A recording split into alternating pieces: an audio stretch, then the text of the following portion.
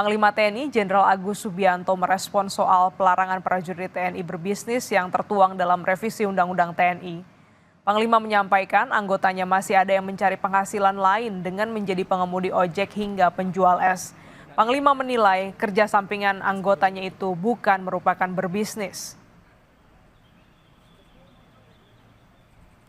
Jangan dibilang operasi, anggota saya masih ada yang ngojek kok, masih ada yang Panglima, masih ada yang jualan es, untuk saya ke marinir yang ada di Batam itu. Jadi ada yang jualan makanan untuk prajurit di satuannya.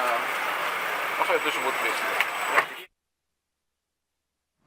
Menteri Pertahanan Syafri Samsudin menegaskan tak ada aturan soal wajib militer dalam revisi Undang-Undang Nomor 34 Tahun 2004 tentang TNI yang baru disahkan.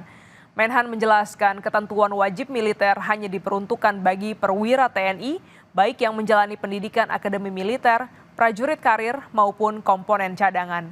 Menurutnya, isu wajib militer bagi masyarakat umum itu muncul karena ada kesalahan interpretasi. Syafri juga menyampaikan duifungsi TNI tak bakal terjadi setelah Undang-Undang TNI disahkan.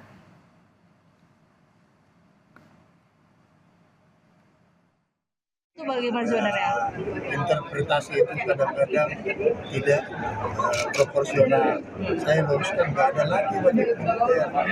Yang ada itu perwira itu kalau dia akademi militer, kalau dia sebagai perwira prajurit karir atau sebagai komponen cadangan. Jadi tidak ada wajib militer di Indonesia lagi. Tidak ada difungsi di Indonesia lagi. Jangankan jasa arwahnya pun udah nggak ada.